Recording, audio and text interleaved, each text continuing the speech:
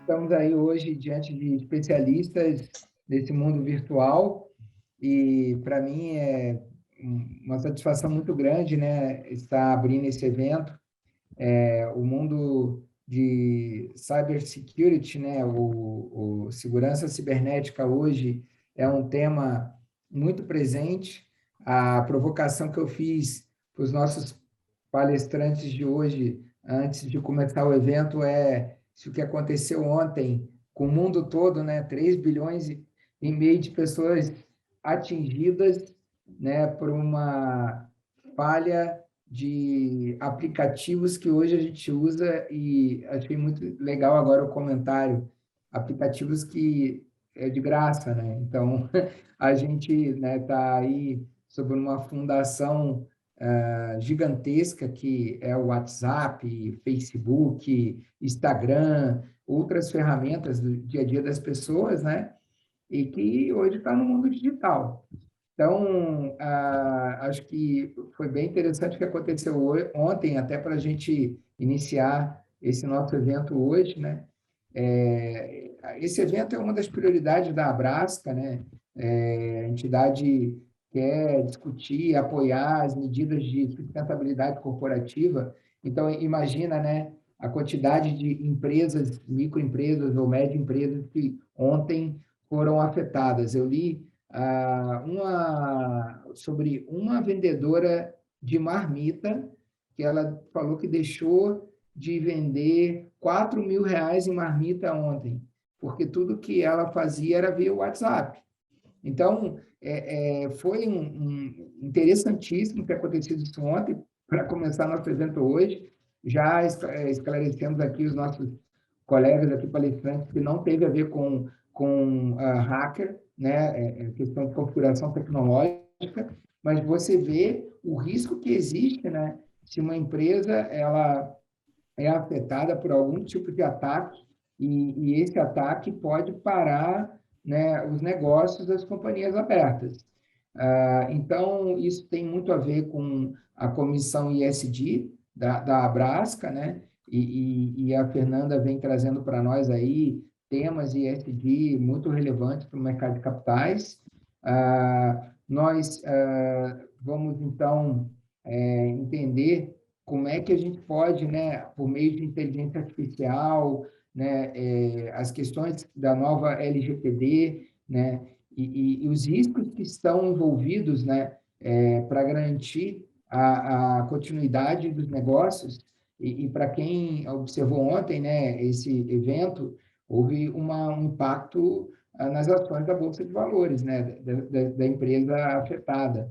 Isso também é um ponto, né, o quanto isso pode, né, vazamento de dados, uso indevido de informação, né, e outros problemas que estão aumentando muito globalmente, né. A gente sabe que tem muitos desafios, né, para as companhias abertas com relação à lei da LGPD, né, a necessidade de ter uma visão mais integrada da área de inovação, da área de compliance, da área de jurídico e tecnologia da informação, né? Então, novamente, aí a Fernanda trouxe um time de primeira linha aí para conversar conosco. Estamos aqui, né, e eu vou fazer uma provocação de debate que não precisa ser agora no início, mas em algum momento dessa nossa apresentação de hoje, que é o seguinte, né? Primeiro, o Brasil já está investindo corretamente em relação às companhias, em relação à sua receita, estão investindo corretamente nessas proteções, né? Referente a ataque de cibernético, cybersecurity, e também estão fazendo seguro, né? Frente a essas ameaças. E qual é o patamar, se o patamar está razoável, né? E para iniciar o bate-papo aí, eu vou chamar aí o Bernardo Fabião, né, da Petrobras, que vai mediar o evento hoje, né, e vai apresentar também os palestrantes. Então, Bernardo, obrigado pela presença e eu te passo a palavra aí. Um abraço. Obrigado, Rodrigo. Eu que agradeço. Você tem aí engrandecido o mercado de capitais brasileiro, à frente aí da comissão da Abrasca, e à frente da Gerdau também, uma empresa centenária, né? Bom, os palestrantes são o Andrei, né, que vai falar pela parte técnica, o Daniel, que tem um viés técnico e jurídico também, o Carlos Afonso, aí, nosso professor do ITS e especialista também na matéria. Exatamente essa primeira pergunta que o Rodrigo Maia foi uma das grandes colocações que eu me fiz ontem. O Brasil está na frente, está muito atrás, está mais ou menos igual em questão de segurança da informação, principalmente em investimento. A gente investe pouco. Queria saber aí, para os três, mas principalmente para o André e para o Daniel, o CAF também, o que vocês acham aí? Como é que está o Brasil nessa foto aí? A gente está mal, a gente está igual aos outros, ou não? Queria saber. Tudo bem, pessoal? Deixa eu pegar um pouco o gancho aqui do Bernardo e do Rodrigo. Eu acho que a ideia aqui um pouco é passar por isso. Eu acho que essa resposta de como é que estão os investimentos na área de cibersegurança, provavelmente ela vai vir aí ao longo do que a gente vai comentar aqui, enfim, falar um pouquinho mais sobre quais são os impactos, quais são as ameaças que existem hoje e tudo isso, tá? Eu vou fazer uma provocação aqui primeiro para o Andrei, e aí eu acho que o CAF faz bem sentido ele também depois dar uma pincelada na parte jurídica, para ele explicar um pouquinho quais são essas ameaças. O que a gente tem visto é que mudou muito, né? Antigamente você tinha... claro que o ransomware enfim, eu vou pedir para o Andrei falar um pouquinho o que é o ransomware, quais são os impactos dele. A gente já escutava um pouco o que era o ransomware há, sei lá, 10 anos atrás. Não é algo novo, né? Mas é algo que se intensificou no último ano, acho que principalmente por causa da pandemia. Acho que isso se intensificou muito de 1 ano, 2 anos para cá. Então, eu queria que o Andrei pudesse falar um pouquinho como é que ele vê o ransomware, o que ele explicasse, se acho que nem todo mundo sabe o que é um ransomware, como é que ele funciona, entendeu? E, claramente, quais são os impactos do ransomware para as companhias, entendeu? Andrei, se você puder comentar um pouquinho qual é a sua visão sobre isso. Obrigado aí, Daniel.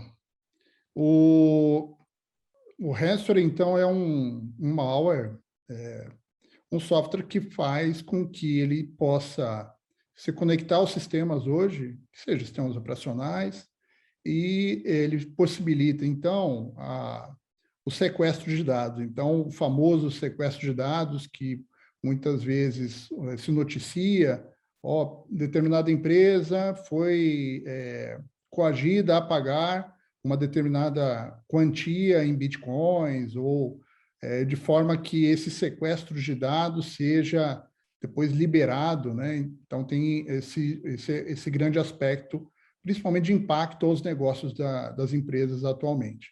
Bom, falando um pouquinho específico da atuação do ransomware, o que ele propicia são avaliações de vulnerabilidade. Imagine que nós temos aí um ambiente hoje de transformação digital. Essa transformação digital levou com que todos os processos empresariais fossem, sim, um ambiente computacional, e cada ambiente computacional tem a sua especificidade e os ciclos de maturidade ao qual os grandes programadores desses tipos de ameaça utilizam sim de algumas brechas ou vulnerabilidades conhecidas ou não conhecidas, para que eles possam instalar lá o seu sistema malicioso, e o usuário sequer às vezes sabe, ou mesmo as empresas, né? Então, o primeiro vertente, né, a primeira vertente de ataque são as vulnerabilidades. E aí, indo um pouquinho mais para o dia a dia de todos, é o famoso Windows Update, quando vocês estão utilizando o Windows, há uma atualização crítica. Neste caso, o próprio fabricante tem aí o aviso, você precisa se proteger, né, fazendo com que a vulnerabilidade conhecida pelo próprio fabricante seja resolvida. O outro aspecto é o comportamento humano. Então, a outra porta de entrada para o ransomware é que o próprio usuário receba um determinado e-mail, e esse e-mail aumentou muito, principalmente na pandemia, porque houve aí o advento do teletrabalho, todos estavam em casa, também aí a comoção em relação à pandemia, né? Tem um modelo de exploração do fato para que os próprios usuários viessem a clicar num link malicioso e isso venha também ser uma porta de entrada para a instalação desse agente dentro, esse software dentro do sistema operacional e assim por diante. Depois disso, o que ocorre é que, a partir ou da exploração da vulnerabilidade ou uma ação de um usuário, o software dentro dos sistemas, ele se aloja e aí existe o gatilho. O gatilho é o comando e controle de uma pessoa que tem aí a intenção de sequestrar. Quando ele começa a fazer o sequestro, e o sequestro ocorre como?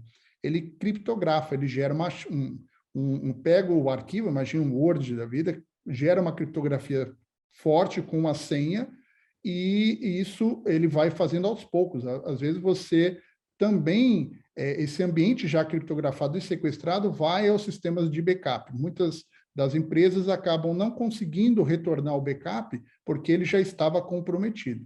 A partir que ele conseguiu se instalar, executou o comando, deste comando sequestrou, ou seja, criptografou, aí ele pede o resgate. Ó, eu vou pedir tanto em Bitcoin, senão você não vai conseguir recuperar. Então, esse é o panorama geral daquilo que o Daniel perguntou. E aí, óbvio que a Covid gerou muito mais ataques, respectivamente. Deixa eu puxar agora a bola um pouco para o Carlos Afonso. Caf, quais são os impactos do ransomware? Pensando um pouco em LGPD e como é que as companhias estão lidando com esses ataques, como é que se dá a interação delas, talvez com a autoridade de proteção de dados, quando se trata de um ataque de ransomware, que quando uma empresa é afetada, ela sofre esse ataque, provavelmente tem uma perda de dados ali por trás. Como é que se dá essa interação dela com a LGPD e com o ambiente de agência de proteção de dados? Como é que se dá disso? Se você pudesse falar um pouquinho aqui para ver como é que é essa interação. Claro. E Daniel, antes de mais nada, eu só agradecer a Abrasca pelo convite para fazer parte aqui dessa conversa hoje com todos. Acho que a gente vai ter mais tempo aqui na nossa conversa para explorar mais as dinâmicas de notificação de incidentes de segurança e como a autoridade, a NPD, hoje se coloca com relação a esse tema. Mas acho que vale a pena, na largada, a gente mencionar uma relação interessante sobre LGPD e esse aumento de ataques cibernéticos, e em especial de ransomware, que é o nosso tema focal de hoje, porque a gente vê algumas análises dizendo que a aprovação da Lei Geral de Proteção de Dados cria um ambiente que estimula ataques como esse. E essa é uma questão que eu acho que vale a pena a gente colocar dentro de um determinado contexto. Porque, no final das contas, o que a LGPD faz é trazer mais segurança jurídica para como cada empresa trata dados pessoais e coloca a segurança da informação no cerne, no coração da aplicação da lei como um todo. Então, de certa maneira, dizer que a gente tem um aumento de ataques também porque, não só por conta de todos os elementos que o André já colocou aqui, mas também pela aprovação da lei, é algo que acho que a gente deve ver com alguma desconfiança, embora tenha lá uma raiz que vale a pena investigar. E qual é o ponto, qual é a raiz que eu acho que vale a pena investigar? É a noção de que, na medida em que eu tenho a LGPD em vigor e na medida em que nós não estamos mais em agosto de 2021, o mês em que o sancionamento por parte da Autoridade Nacional de Proteção de Dados passou a funcionar plenamente, você pode imaginar que os atacantes que vão explorar a vulnerabilidade das empresas, elas vão ter em mente que a proteção de dados, hoje, mais do que nunca, é um tema que está sob holofotes. É um tema que interessa cada vez mais para a empresa, porque ela sabe que casos de vazamento de dados, ou um caso de sequestro de dados, como um ransomware, por exemplo, podem chegar na mídia, podem chegar na imprensa. Existe um interesse cada vez maior por parte dos usuários de internet, mas, enfim, não apenas usuários de internet, mas todos aqueles que começam a se preocupar com os seus dados pessoais, por mais que o Brasil não tenha ainda uma cultura de proteção de dados robusta, nós estamos engatinhando ainda nessa direção. Esse é um tema que cada vez mais chama a atenção do público como um todo, então isso acaba incentivando as empresas a serem mais cautelosas, mais cuidadosas com relação a esse tema e, de certa maneira, com a aprovação da lei, nós temos os mecanismos de indenização de responsabilidade civil individual, em que usuários afetados por um caso de um incidente de segurança poderiam processar diretamente as empresas, mas também eu tenho a situação da responsabilidade administrativa, ou seja, na própria LGPD, eu tenho uma série de sanções que a autoridade pode aplicar para a empresa no caso de um incidente de segurança, que vão desde advertência ou sanções como multa, em valores que podem ser expressivos.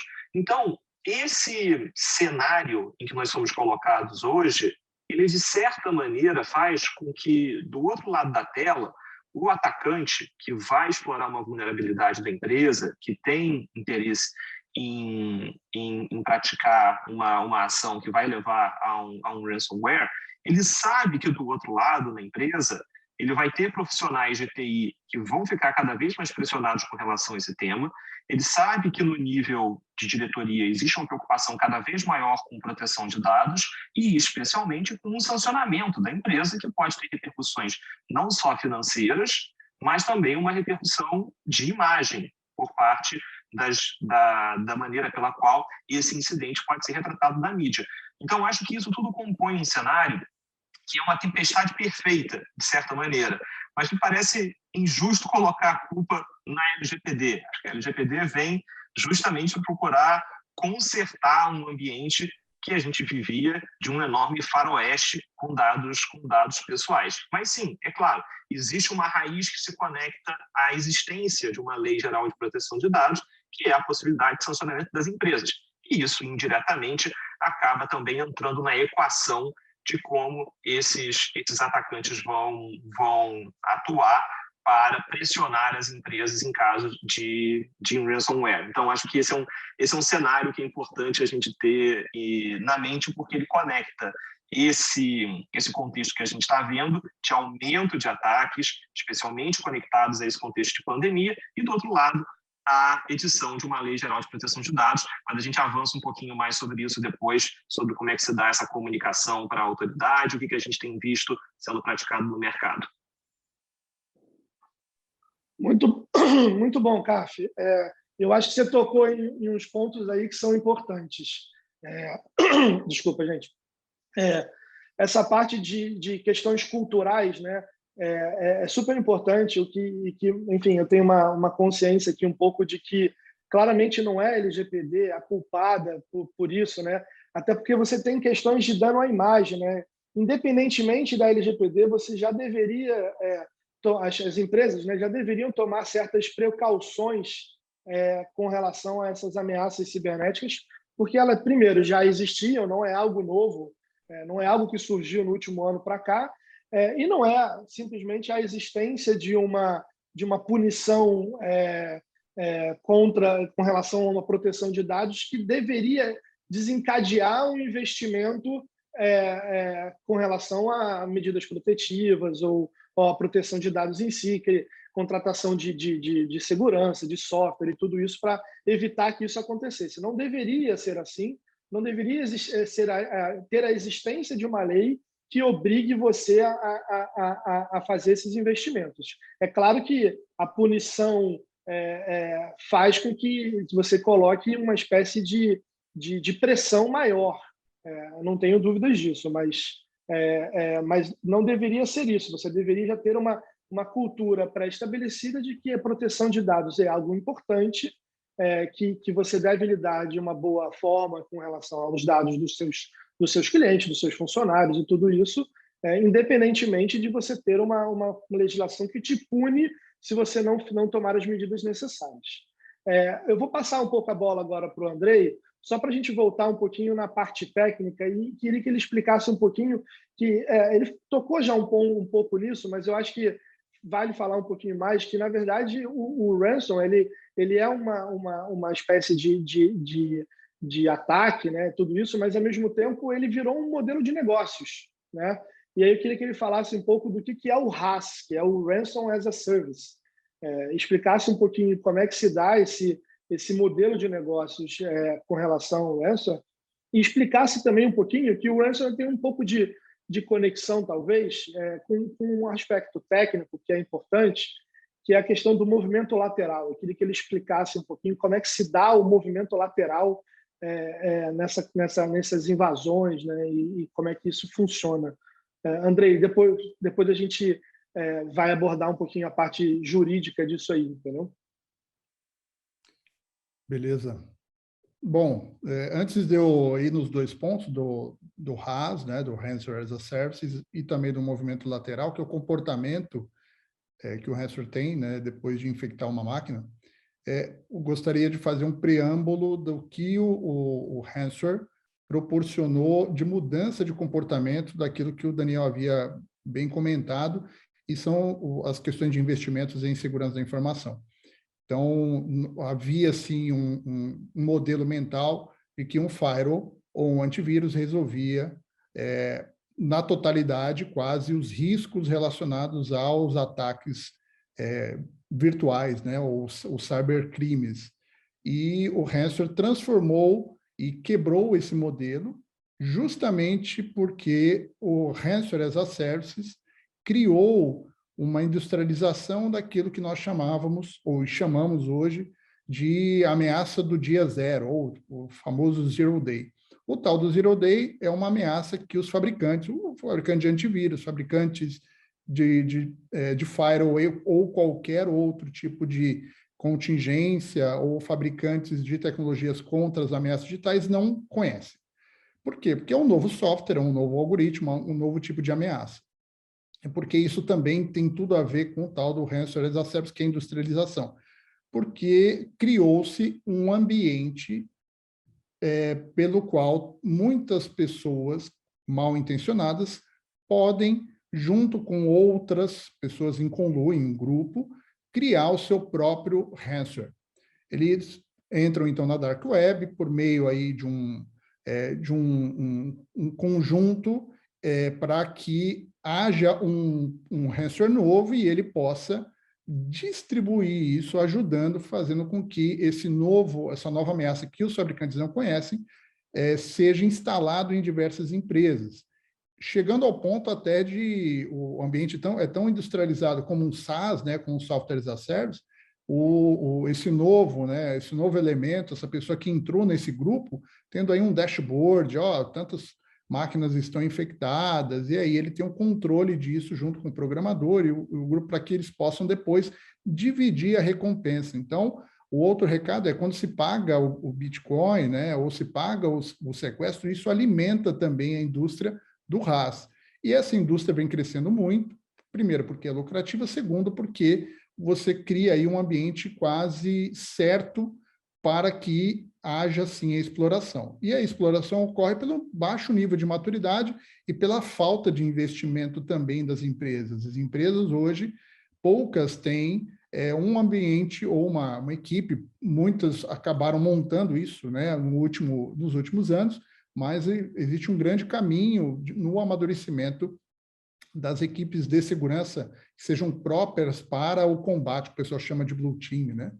Que são as equipes internas que vão proporcionar ações mitigatórias, né? E o tal do movimento lateral, que o Daniel comenta, é o mecanismo que o ransomware possui à medida que ele consegue entrar dentro de um sistema, e isso que é uma característica muito importante para que todos nós, apesar de ser técnica, devemos saber, porque à medida que ele entre em um sistema operacional, ele varre a rede, qualquer elemento adjacente que esteja na mesma rede, e que tem uma vulnerabilidade, ele consegue explorar. Então, imagine as empresas hoje no teletrabalho. Todo mundo em home office, e essa máquina que conecta numa rede especial, e a outra máquina também que esteja em home office, ela consegue explorar a vulnerabilidade tanto para a rede interna como no próprio ambiente que seja aí da casa, né, do funcionário. Assim como também nas empresas. Então, muitas empresas acabam sendo infectadas. Existem ambientes que estão vulneráveis pelo fato de estar na mesma rede ou você ter a conexão lógica, você consegue, de maneira até exponencial, infectar diversas outras máquinas e sistemas operacionais vulneráveis. Então, não é só a exploração de um elemento. Ele entra, ele abre a porta e ele espalha o vírus por dentro da rede. E o movimento lateral, ele já tem, por natureza, a conexão. Se você tem aí uma conexão na sua própria casa e houver uma infecção seja num familiar, mesmo até num ambiente de telefone, né, que é um sistema operacional Android ou iOS, ele pode atacar os demais, e aí você comprometer não só a sua casa, como também a própria empresa. Então, isso é o tal do movimento lateral. Legal, Andrei. Eu acho que, assim, legal agora a gente, talvez...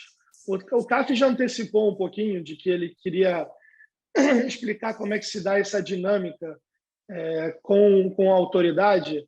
Então, acho que a gente consegue agora abordar um pouquinho de como é que está essa interação, CAF, de empresas que, de certa forma, sofreram com ransomware ou tiveram vazamento de dados, seja por um vazamento de funcionário ou algo do tipo.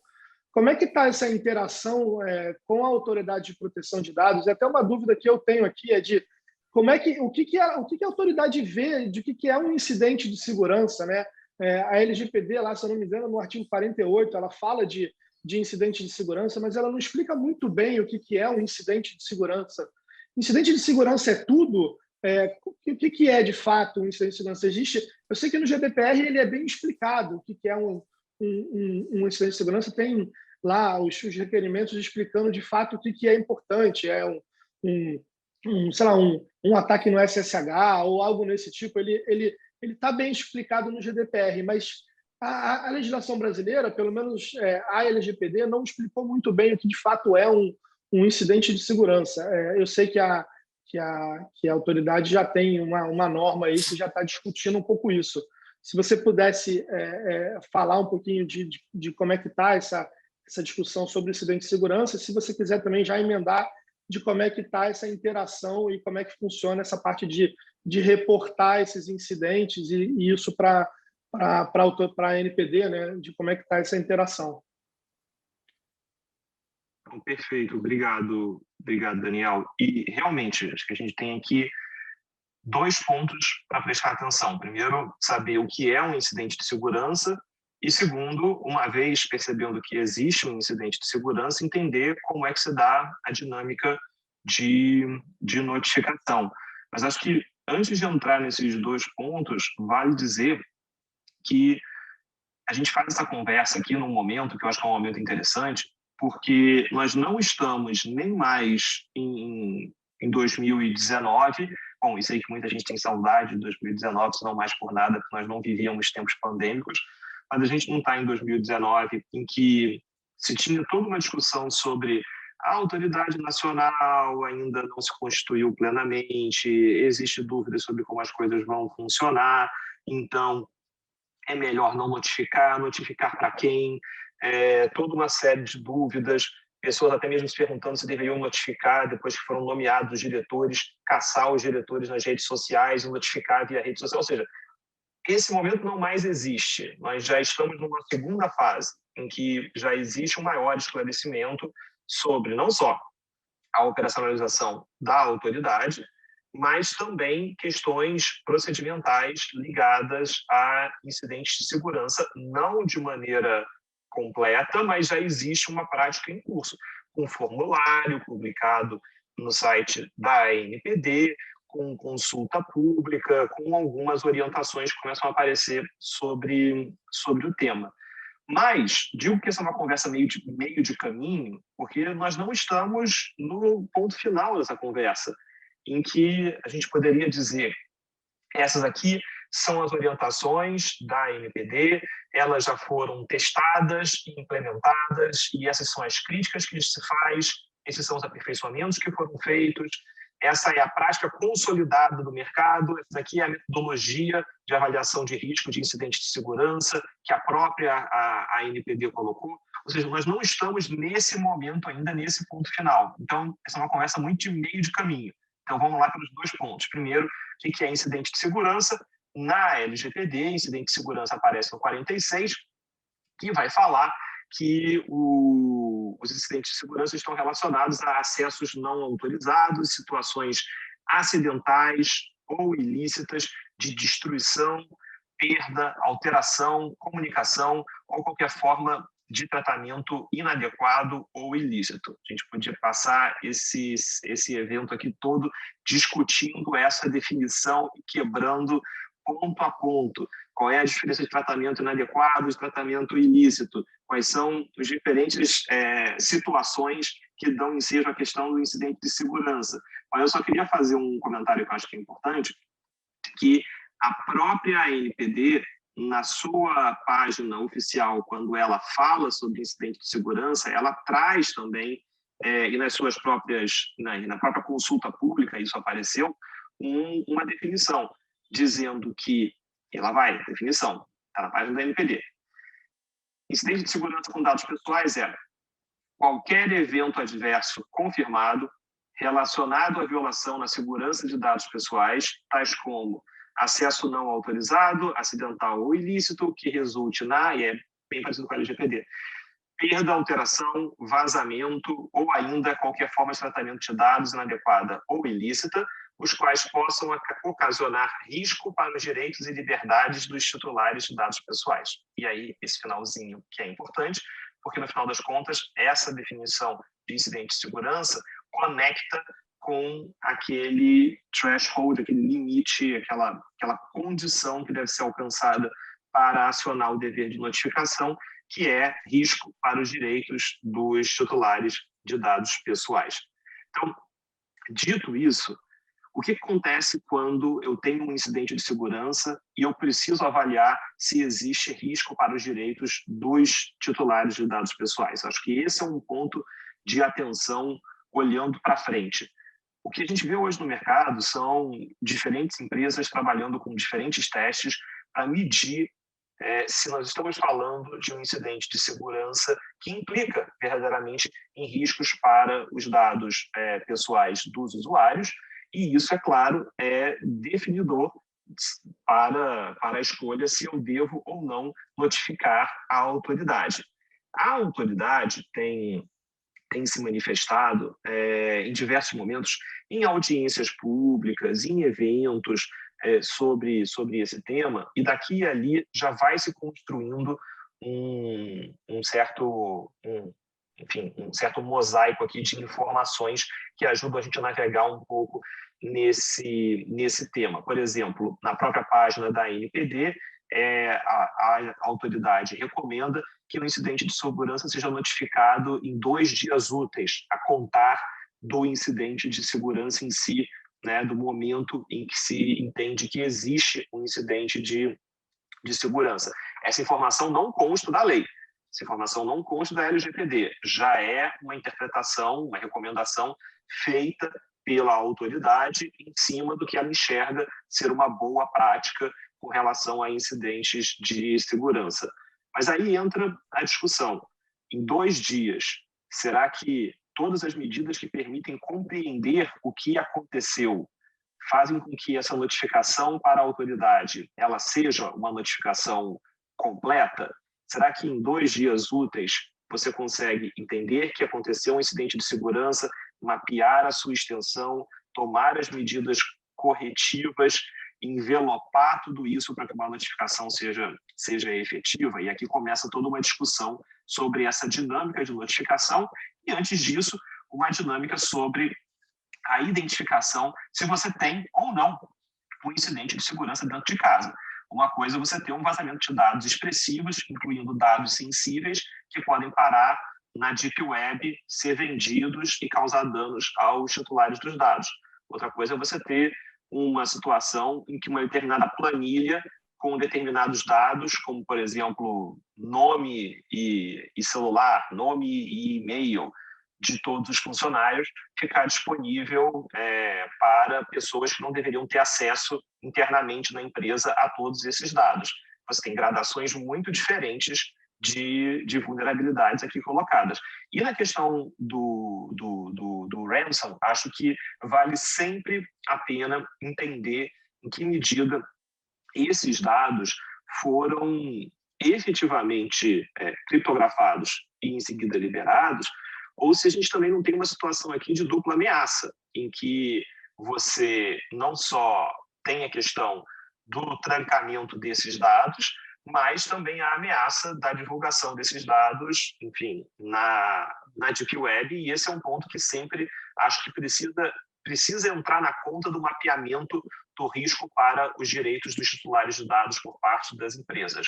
Uma boa pesquisa sobre se os dados relacionados a um determinado incidente estão sendo vendidos por aí na Deep Web é uma primeira medida para que você tenha clareza sobre a extensão dos danos que nós estamos conversando aqui.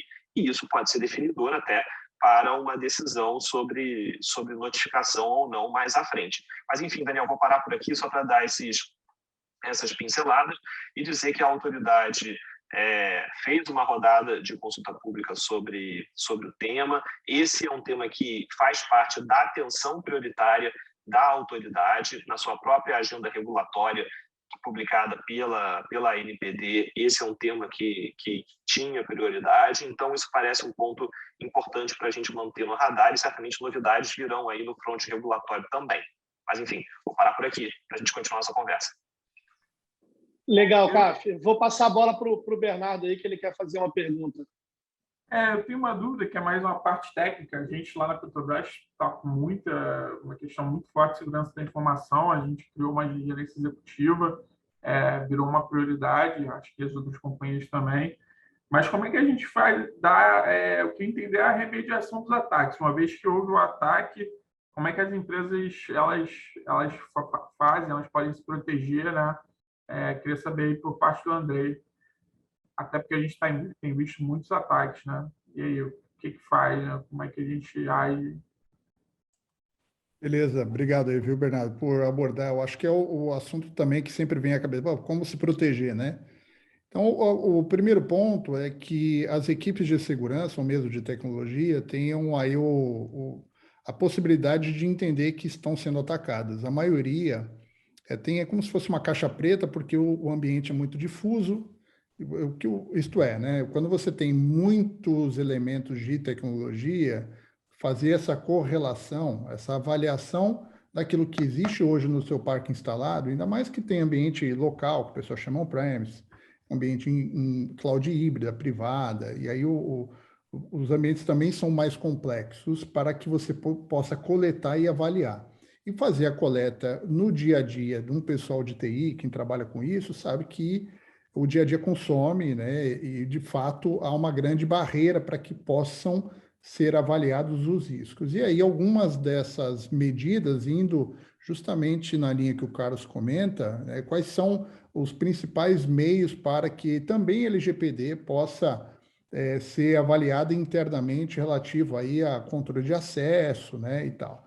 É o tal do CIEM, que é o sistema que faz a correlação de logs e aponta riscos corporativos e riscos voltados à segurança da informação.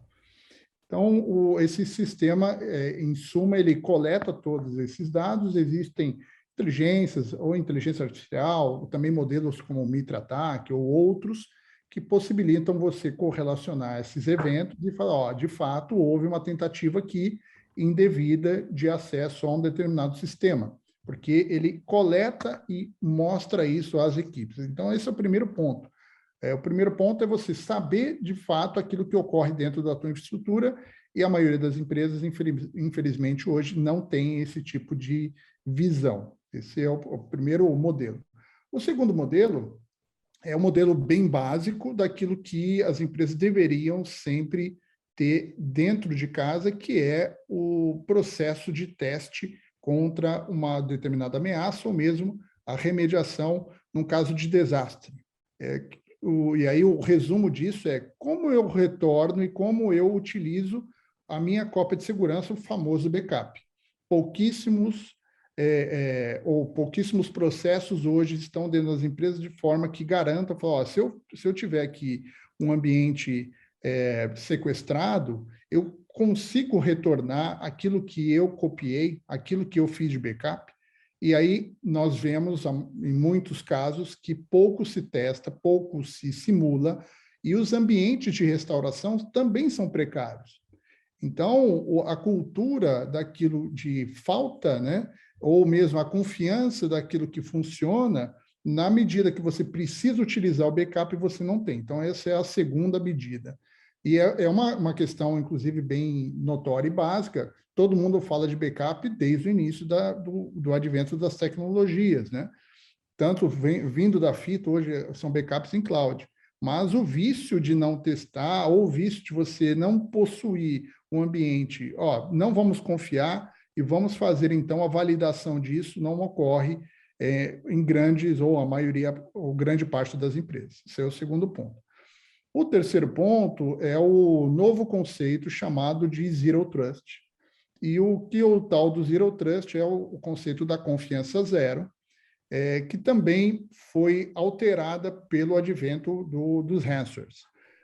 O ransomware, então, ele ataca o coração daquilo que antigamente todos achavam que era o mais seguro. Porque havia, para quem, vou ser um pouco mais técnico, mas havia sempre aquele conceito, eu vou segmentar a minha rede, tem aquela rede desmilitarizada, a rede mais protegida, então eu tinha a rede protegida e a rede não protegida, e quem faz isso é o firewall, né? Mas o resultado do ransomware, inclusive com o Zero Day, ou seja, aquela ameaça que você não sabe como ela se comporta, ela já está lá dentro, ela utiliza isso. Por quê? Porque a rede confiável é aquela mais protegida, mas é justamente nessas redes mais protegidas e mais confiáveis aonde se sequestra dados. Eles vão lá nos servidores, no coração da rede. Aí você pergunta, né, a uma pessoa de segurança, mas como que você confia na rede e ela foi comprometida? Então, o Zero Trust vem mudar o paradigma. E aí, o principal pilar é não confie nas redes, não confie em nenhuma conexão. Nenhuma conexão é passiva de confiança.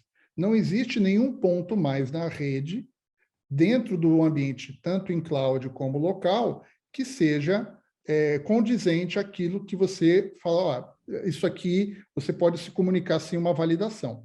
E aí, sim, o modelo de remediação contra ransomware no Zero Trust, ele deixa de ser baseado em rede, confiável ou não, para um ambiente de contexto. E esse ambiente de contexto, o que ele propicia? Eu vou validar se você é aquilo que você diz do ponto de vista de usuário, se a tua conexão de fato está segura, eu vou validar, eu vou criptografar e também vou auditar. E isso depois vai toda essa auditoria também para o sistema, que é o primeiro modelo, que é o tal do CIEM. Então, o tal da confiança zero, pelo fato de não confiar também na rede, não deixa que essas redes se comuniquem abertamente.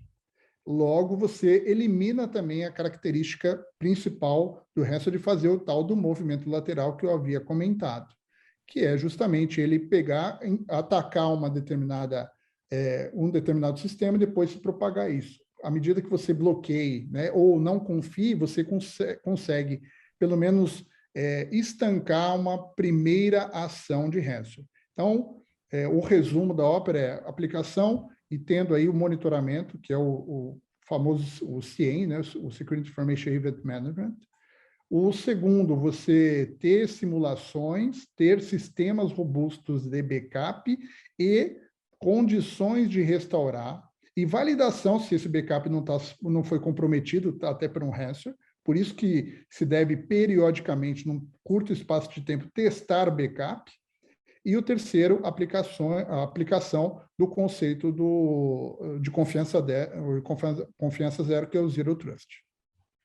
Legal. Cássio, uma outra dúvida que eu acho que surge, né, pelo menos conversando com os amigos, enfim, com colegas de trabalho, e o pessoal até da Abrasca, se tem muita sobreposição entre a NPD e órgãos de consumo, né? O PROCON, né? Uma vez tendo o ataque, quem é que tem a competência para verificar? Uma questão que eu estava conversando outro dia com o pessoal, o simples vazamento já geraria uma indenização ou ele tem que demonstrar o dano? Queria saber de você, Cássio, como é que está essa relação, essa sobreposição entre, vamos dizer, entre o PROCON e órgãos de consumidores, né? E a NPD e essa questão também, se o simples vazamento já geraria um dano ou não.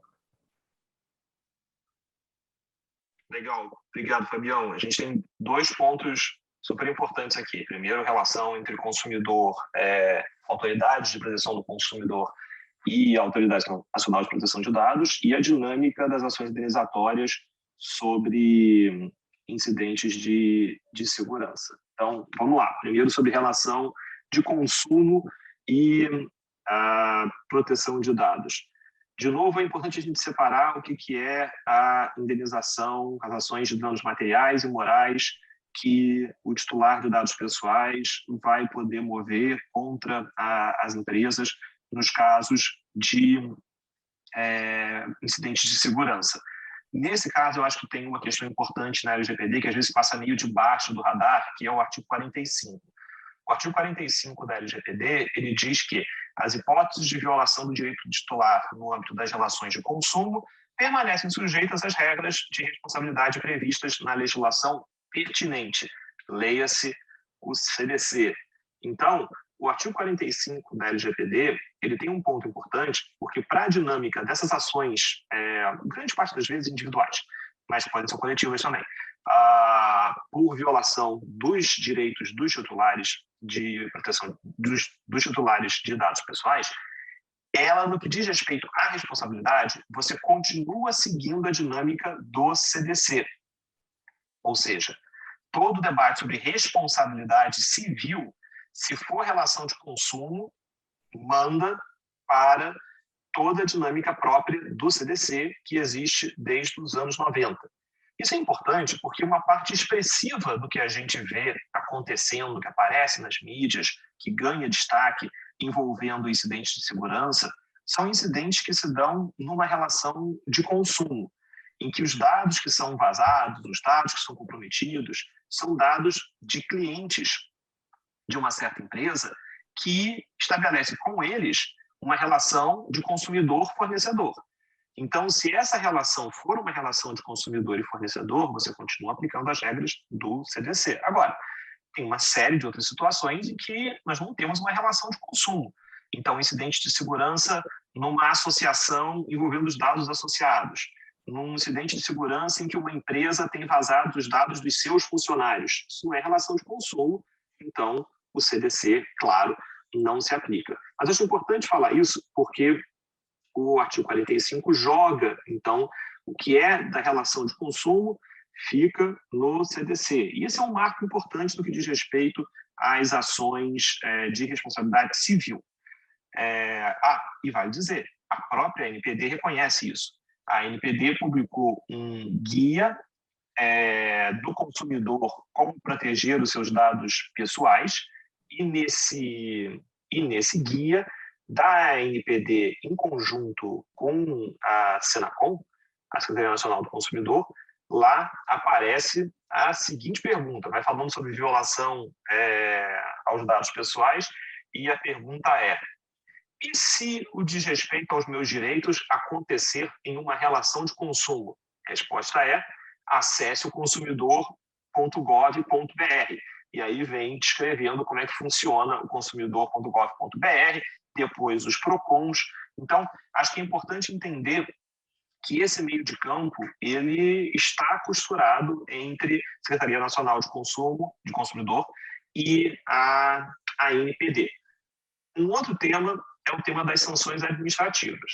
E aí entender quem é que tem a competência para multar, dar uma advertência ou, em última instância, algo até mais grave no que diga respeito à suspensão das atividades, tratamento de dados, num caso de um incidente de segurança.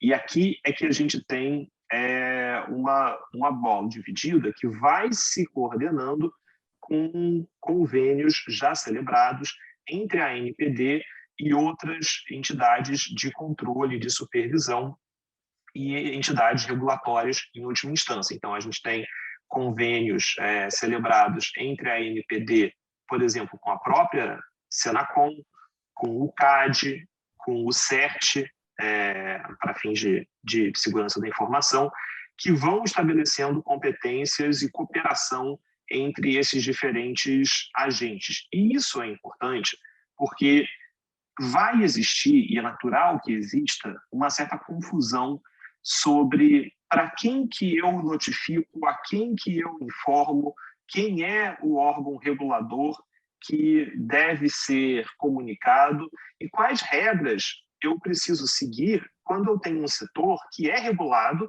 e que talvez tenha algumas boas práticas ou recomendações do próprio setor. Então, a gente vê especificamente em setores financeiro, seguro, começando a aparecer orientações próprias do setor, recomendações sobre como lidar com esse tema. Então, acho que isso torna esse quebra-cabeça ainda mais complexo, porque você tem o que diz a LGPD, você tem acordos de cooperação entre essas entidades reguladoras e você tem também questões setoriais que são cada vez mais importantes. Inclusive, sobre esse tema, só pegar aqui a fala da Rafaela no chat, artigo 45 da LGPD, RESP objetiva, responsabilidade objetiva. Outros cenários, RESP subjetiva. Rafaela, só para traduzir para o pessoal que está aqui nos escutando, que não tem formação jurídica, e, gente, desculpa se eu estou falando muito, mas só para deixar claro, esse ponto que eu levantei, que diz respeito não às sanções administrativas, mas sim à responsabilidade civil, é exatamente esse que a Rafaela descreveu nos comentários aí no chat. Se eu tenho uma relação de consumo, eu continuo aplicando o CDC, que é um caso de responsabilidade civil objetiva. O que é responsabilidade civil objetiva? São as situações em que eu vou responsabilizar o agente do dano, aqui no caso o fornecedor, sem precisar perquirir, investigar, analisar, provar, debater a culpa dessa empresa naquele caso danoso. A responsabilidade se dá com a comprovação de que aconteceu um dano e que esse dano ele tem um nexo, ele tem uma ligação com a conduta desempenhada pela empresa. Eu não vou necessariamente procurar saber se essa empresa foi mais ou menos cuidadosa, se essa empresa sabia ou não sabia, tomou quais medidas. Esse debate não entra, como vocês podem imaginar. A responsabilidade civil objetiva, ela, a princípio, tornaria mais fácil uma dinâmica de indenização. Essa é a regra no CDC, mas o artigo 45 justamente diz: relação de consumo, eu aplico esse regime de responsabilidade. E aí a gente tem uma enorme discussão, desde a entrada em vigor da LGPD, sobre o que fazer com as outras situações que não são regidas pelas relações de consumo. E aí, nesse caso, me parece que a regra é mesmo de responsabilidade subjetiva, ou seja, a própria LGPD tem uma série de deveres de cuidados, de segurança, que precisam ser atendidos e que demandam, para um caso de um incidente de segurança, sim, uma análise de culpa da empresa nesse caso. Então, para essas hipóteses, seria uma situação de responsabilidade civil subjetiva. Eu poderia aborrecer vocês muito aqui com uma comparação na vírgula entre o artigo 12 do CDC e toda a discussão da dinâmica de responsabilidade do 43 da LGPD, que eu acho que ele torna evidente o fato de que a responsabilidade civil na LGPD ela é subjetiva, ressalvada as relações de consumo no 45, mas a gente vai deixar isso para um outro momento. Enfim, que a gente está aqui num debate mais plural. Muito bom, Cássio, muito bom. Eu acho que você tocou aí num ponto, sem passando rápido para essa questão de responsabilidade, né? Se é objetiva, se é subjetiva, enfim, como é que é isso. Mas eu acho que você tocou num ponto que é importante, que é essa dinâmica da LGPD até com essas regulações setoriais. A gente tem visto aqui muita assim, o setor financeiro, por exemplo, um setor que já tinha uma regulação de certa forma já estabelecida de como é que se dava essas questões relacionadas à proteção de dados, a questões de cibersegurança, de como é que as instituições, né, que estão dentro do Banco Central, como é que se daria essa dinâmica técnica, né, e o que elas precisavam fazer para evitar esse tipo de ataques e tudo isso, né?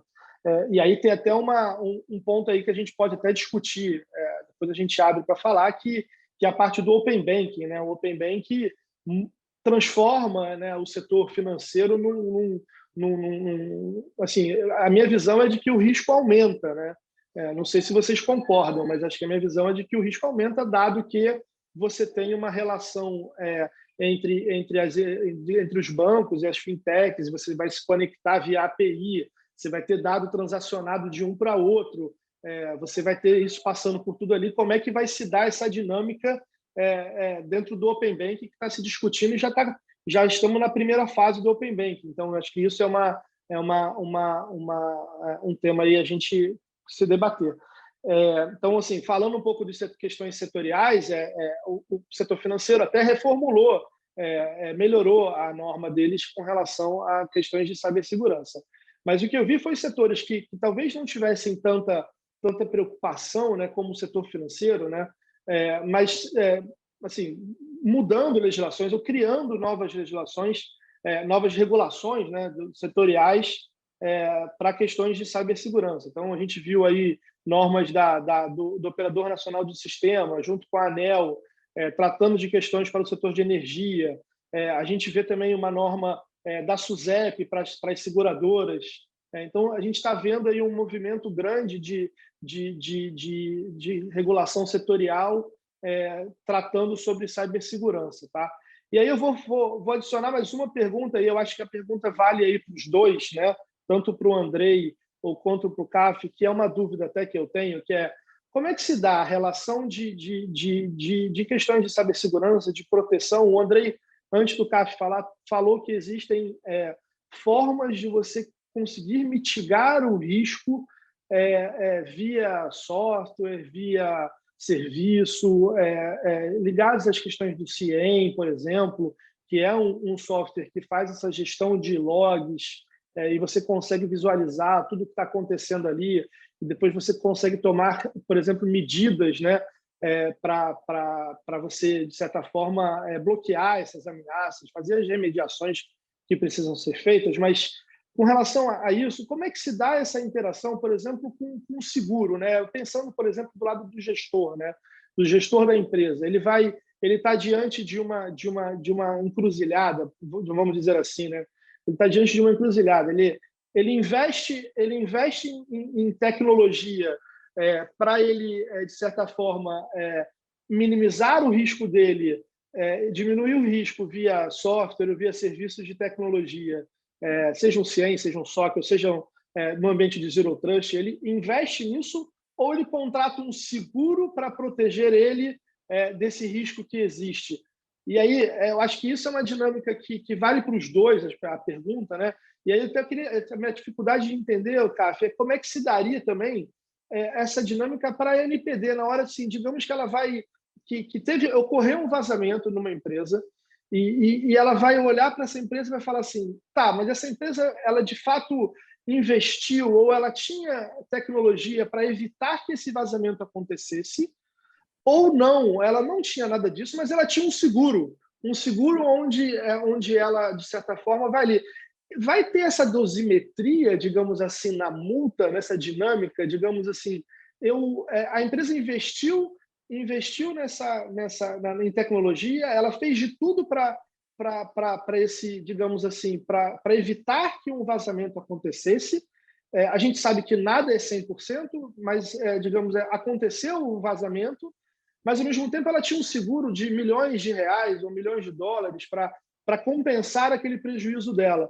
A autoridade vai interpretar isso aí como algo, digamos assim, que vai aumentar essa penalidade da empresa ou não, entendeu? Essa era uma dinâmica que eu queria entender, que eu tenho um pouco de dúvida nesses pontos.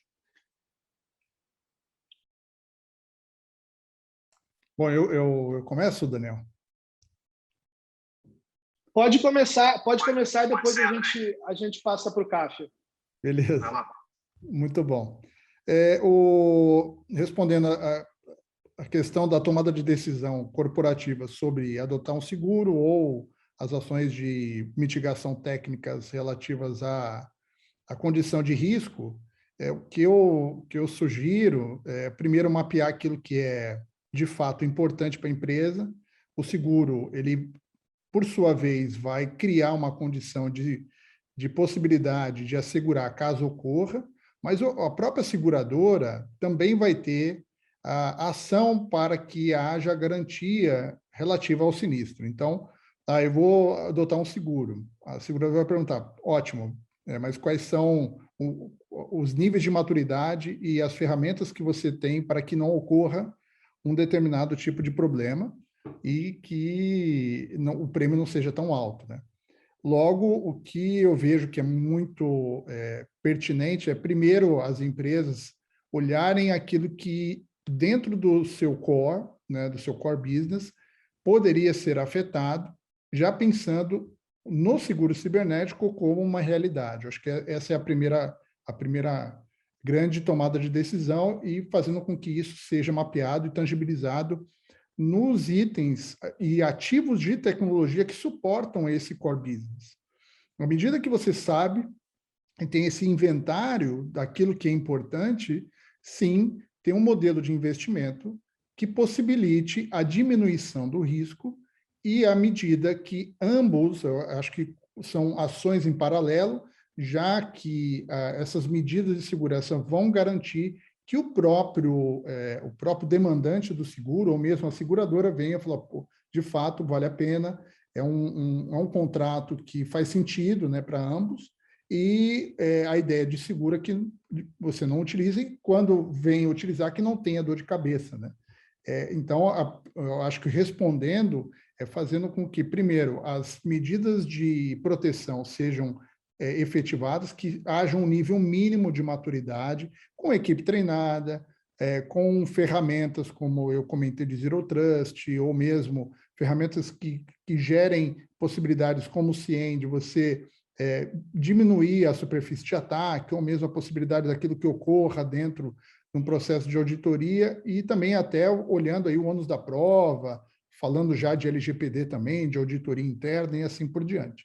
E, em contrapartida, que esse novo investimento se torne um ativo não só para que você diminua, né, o valor, né, da questão da contratação num seguro cibernético, mas que esse ativo se transforme também num diferencial para o mercado.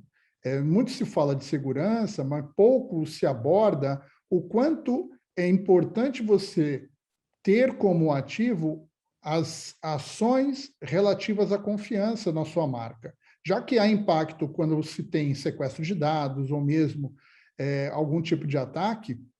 Em contrapartida, as empresas no futuro e a partir de hoje, eu tenho certeza que terão uma abordagem, falar de fato, você pode nos contratar como consumidor ou mesmo no B2B, e que eu tenho as ações internas que você possa confiar o seu negócio e a sua relação de consumo, e que essa confiança seja dada como algo diferenciado no mercado. Acho que mais ou menos nessa linha.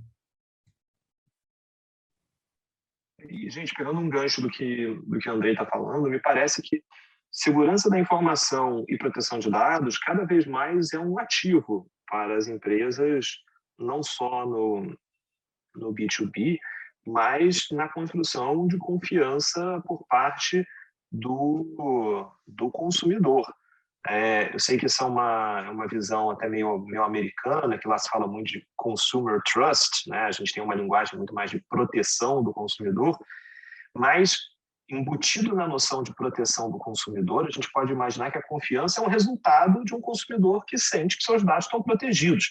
E indo além da relação de consumo, entendendo que dados pessoais eles se tornam cada vez mais um elemento central da atividade das mais diversas empresas.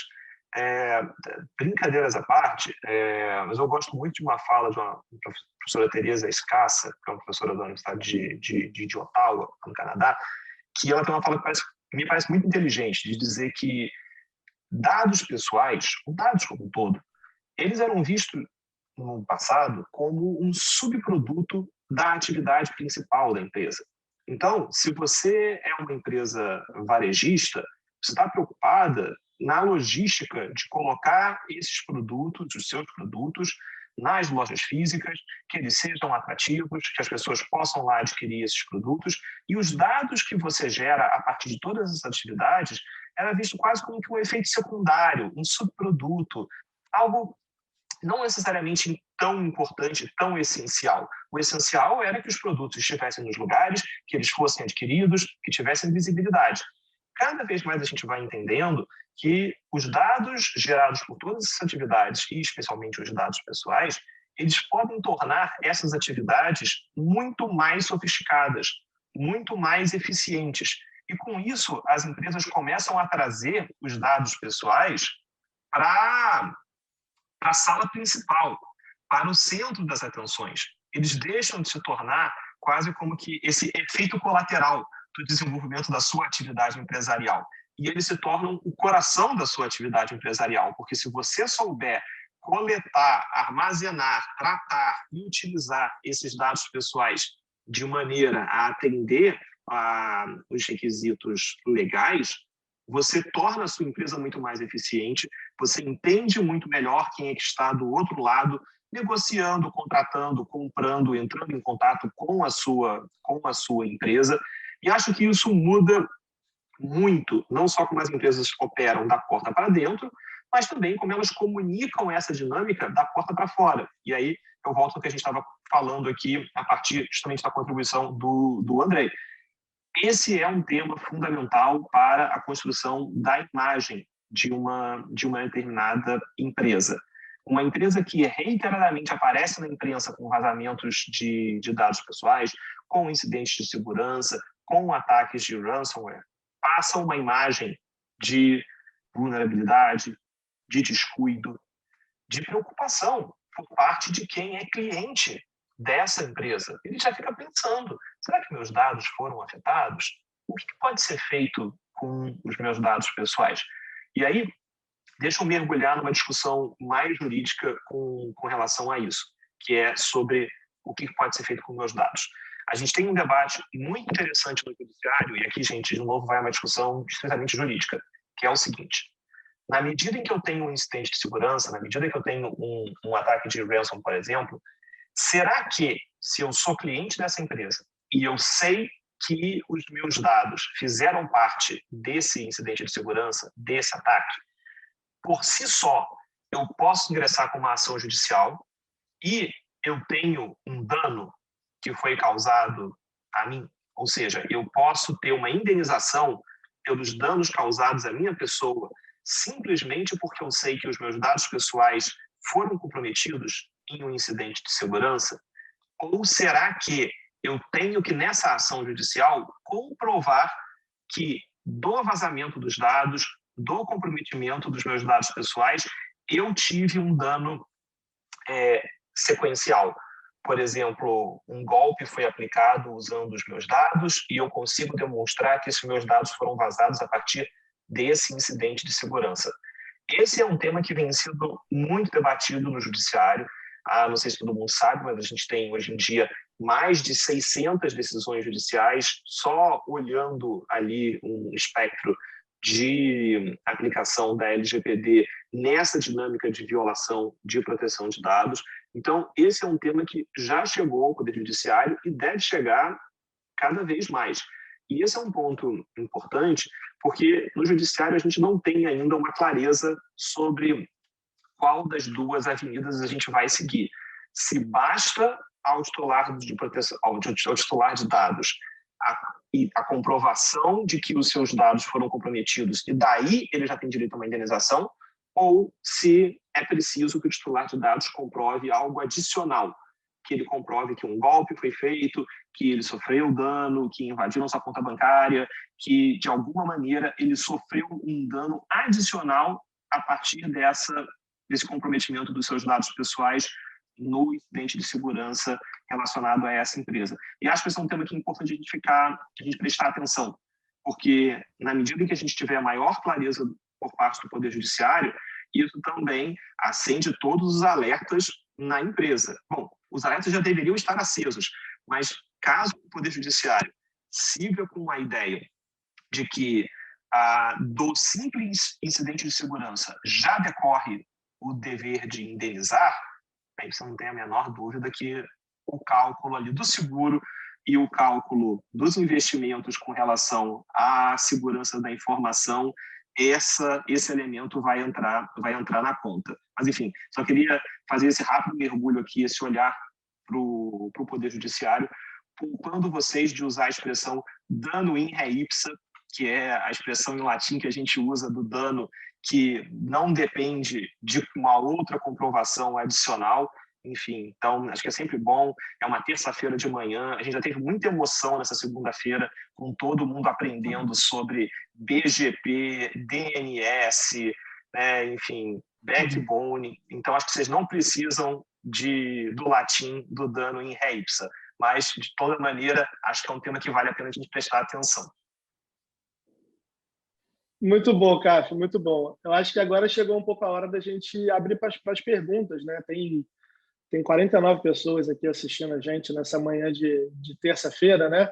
Depois de Backbone e de DNS, acho que agora a gente... Eu não sei se alguém quer fazer uma pergunta, como é que vai se dar essa dinâmica de perguntas. Mas estamos abertos aí para alguma pergunta eventual que alguém queira fazer. Se alguém não tiver, eu vou fazer. Então...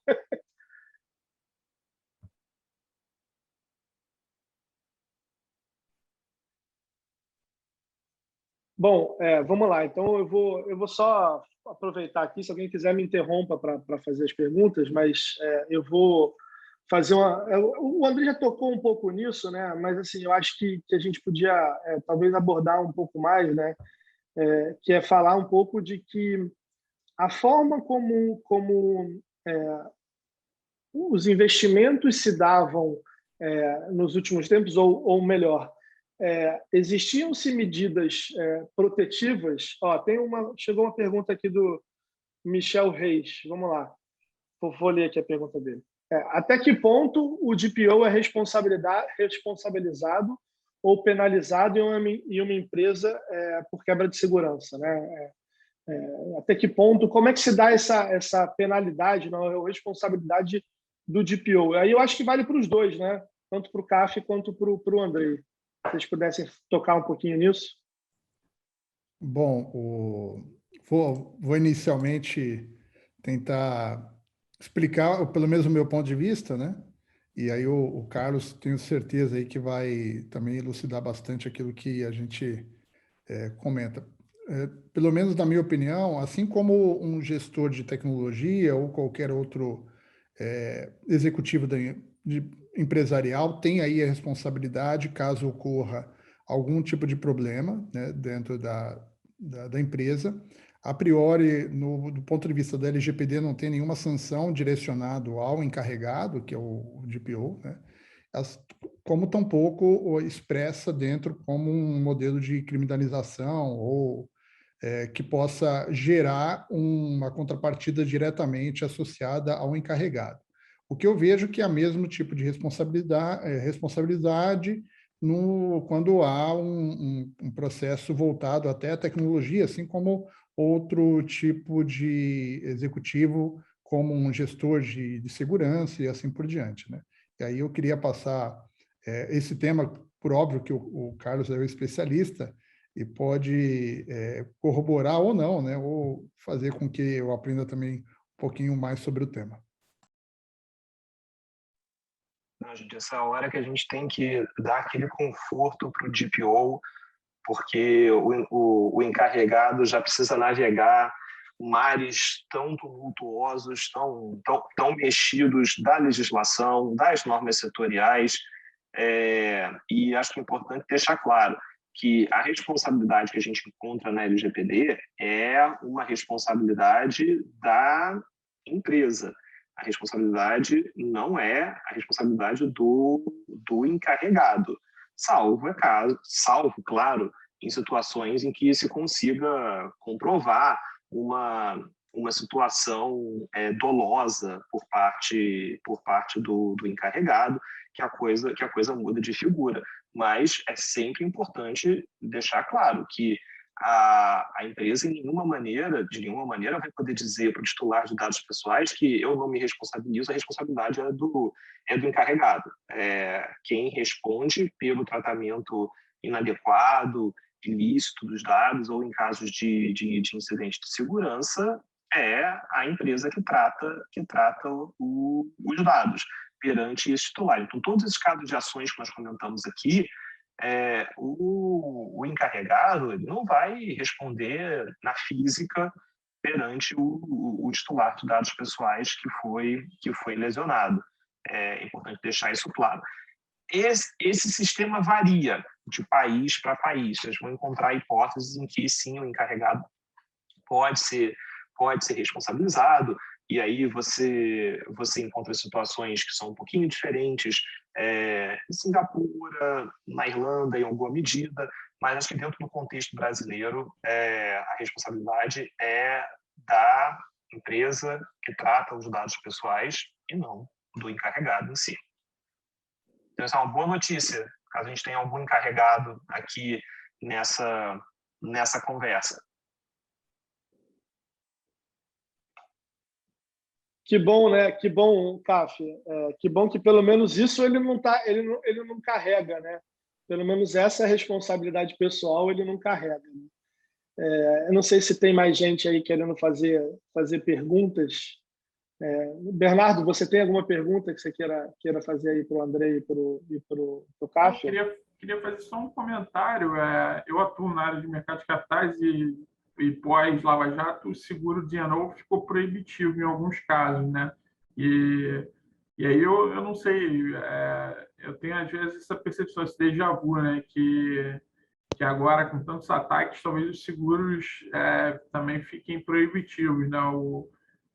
Não sei, né? Eu vivi isso na prática, né? Eu cuidei da implementação do contrato de indenidade lá na Petrobras, né? Que é justamente quando a companhia faz uma espécie de autosseguro, já não vale mais a pena você ter o seguro, porque eu tenho às vezes essa impressão, né? Não sei o que vocês acham, Caf e Andrei. Então, existe essa tendência? Vocês acham que vai haver essa tendência do seguro ficar proibitivo? Ou então com tantas cláusulas de exclusão, né? Porque o D&O tinha essas duas questões. O preço era muito caro e eles começaram a colocar muitas cláusulas de exclusão, né? Então, na verdade, o seguro ele passou a não garantir, né, os administradores. Deixa eu adicionar só uma questão falando de seguro, né? Eu acho que também tem um adicional no que o Bernardo está comentando, que é as próprias seguradoras, como é um tema muito técnico, eu não vou falar que elas desconhecem, mas é um tema muito árido, muito técnico, de como é que se dão essas proteções, de quais são os investimentos que precisam fazer, quais são os softwares e tudo isso, para reduzir o seu risco e tudo isso. Eu diria que tem até uma falta de desconhecimento. O Andrei tocou um pouco nesse ponto, que era a forma como se davam os investimentos em segurança, até poucos anos atrás, um firewall ou um antivírus, eles eram, de certa forma, suficientes para aquele tipo de ataques que existiam lá atrás, mas isso mudou de lá para cá e, consequentemente, essas novas modalidades de ataques requerem certos avanços, né, de proteção que antigamente você não precisava, mas que hoje já não se tornam mais suficientes para impedir esse tipo de ataque recente. Então, consequentemente, você tem que fazer esses investimentos. Mas eu diria até que até nas questões de seguradoras há uma forma de desconhecimento com relação a isso, entendeu? Queria que vocês falassem, e aproveitando esse gancho aí do Bernardo. Bom, eu concordo com o Bernardo a respeito do modelo que, se não houver maturidade, pode ter também essa condição proibitiva de você adotar um seguro, né? O que eu vejo primeiro, que indo na linha que o Daniel acabou de comentar, as seguradoras ainda estão em passos para as questões voltadas à segurança. Acho que o principal aspecto são os ambientes técnicos e as barreiras para que você consiga olhar e premiar o risco ou fazer o prêmio de risco. Acho que esse é o primeiro ponto. Segundo ponto é justamente que haja um entendimento daquilo que, de fato, exista de risco para que as empresas, então, realizem, nesse caso, aí, a adoção do seguro cibernético, né? O que eu vejo é que existe, para o futuro, daqui para frente, né, já um horizonte um pouco mais de linha de amadurecimento. Eu não vejo como algo que será proibitivo e continuará. Na minha opinião, que o seguro cibernético veio para ficar, se tornará uma realidade para empresas grandes, inclusive as menores empresas, porque pensa que o ambiente digital cria esse tipo de condição de risco, né, já implícita, e a sofisticação dos ataques, né? Em contrapartida, esse novo passo será no nível de que as empresas, para que venham contratar, elas devem ter as ações de segurança e de maneira que o mínimo de elementos de segurança da informação dentro do negócio sejam a premissa para a contratação do seguro. Então, pelo menos, eu entendo que vai ter um nível de maturidade das seguradoras, depois das empresas, e aí esse nível de maturidade das empresas, por óbvio, vão derivar para o seguro como algo também que vai se vender como um ativo, né, empresarial, olhando as questões de confiança e assim por diante. Gente, Pessoal, muito rapidinho. Vai lá, Cássio. Eu ia falar que a gente tem só mais 5 minutos, e aí eu já ia até encaminhar a sua fala, Cássio, para ser as suas considerações finais, tá? E depois a gente pode até voltar. Se der tempo, a gente volta um pouquinho para o Andrei para ele fazer as considerações finais dele, e aí a gente encerrar esse bate-papo de hoje. Não, perfeito. Ia justamente falar que, como o tempo estava acabando, ia fazer um comentário muito rápido. Concordo muito com o Andrei. Acho que o mercado de seguro, olhando para o seguro cyber, ele segue exatamente o que a gente falou aqui ao longo dessa conversa como um todo, que na medida em que a pandemia acelerou essa digitalização das relações empresariais, das relações de consumo, o comércio eletrônico se expandiu, o seguro cyber também deixa de ser algo nichado, deixa de ser algo das empresas que têm a internet mais ligadas ao seu DNA. Acho que ficou claro para todo mundo que o seguro cyber, o seguro ligado à segurança da informação, diz respeito a esse, eu não vou nem dizer futuro, das relações empresariais, das relações comerciais, porque no final das contas esse futuro já chegou. Ele só não foi ainda igualmente distribuído, mas ele está a caminho de ser distribuído a todas as empresas de diferentes portes. E acho que isso justamente vai impactar a questão de preço, e a gente olha para um futuro em que esse seguro ele deixa de ser um seguro nichado e ele passa a ser um asset importante na própria construção, como a gente falou, da confiança da empresa com relação aos seus parceiros, aos seus fornecedores, aos seus clientes, aos consumidores como um todo. E como nota final, queria só agradecer mais uma vez pelo convite, para poder participar dessa conversa aqui com o Andrei, com o Fabião, com o Daniel.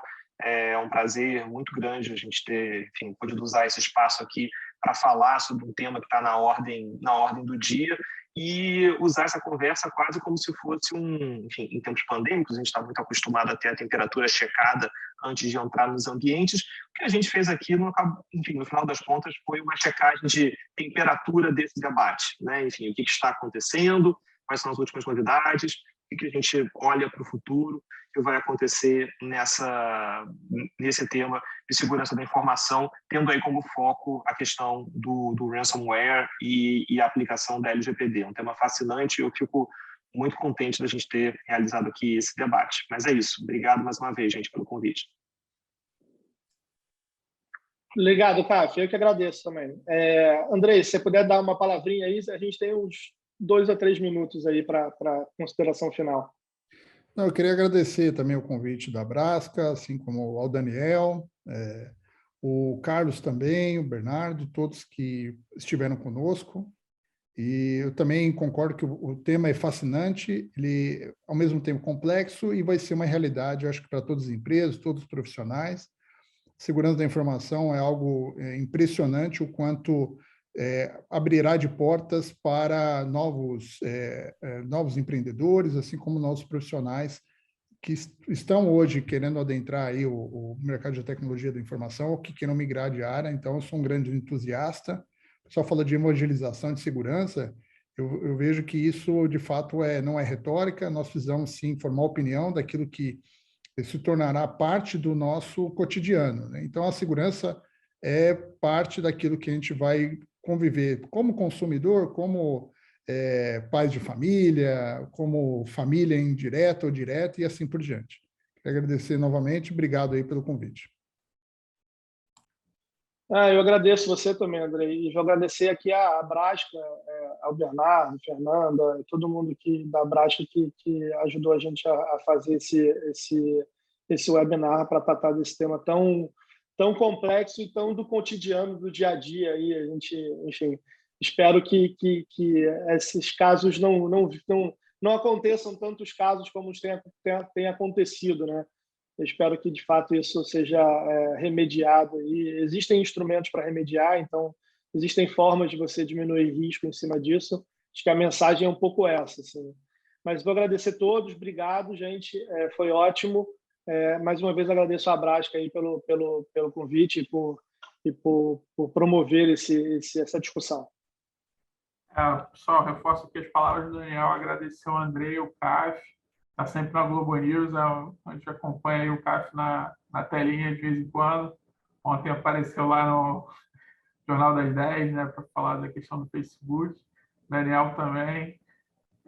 O Rodrigo Maia, não sei se o pessoal sabe, o Rodrigo Maia ele é o presidente da Comissão de Inovação Corporativa da Abrasca, que é uma comissão que está bem pujante, está com uma produção bastante interessante. Quem tiver interesse e for associado, é uma ótima oportunidade para ficar por dentro aí desses debates. É isso. Rodrigo, quer fazer algum desfecho, Rodrigo? Só agradecer aí a Fernanda por ter organizado aí o Ficha, né? E dizer que a Abrasca é sempre um canal para a gente, né, conseguir debater e informar de forma assertiva. Eu acho que o mundo tão veloz de informação, tudo acontece o tempo todo, você ter um canal como a Abrasca, para você ter informação assertiva e uma informação boa, só agrega valor, né? Então, acho que as companhias abertas atualmente precisam muito disso, e agradeço muito a contribuição de vocês aí, né, que participaram hoje, porque isso, com certeza, agora todos né, vão levar para casa aí, para suas companhias, ideias novas aí de como tratar esse tema que está presente no dia de todos aí. Eu gostei muito do comentário hoje que foi feito, o futuro, mas que já é presente. Isso é quase para tudo que a gente fala hoje em dia, é o futuro que já é presente, né? Então, vamos em frente aí. Muito obrigado. Abraços a todos aí. É isso, pessoal. Obrigado aí mais uma Obrigado, vez. gente. Obrigado, pessoal. Um abraço. Obrigado, Caco. Obrigado, Obrigada, pessoal. Um abraço.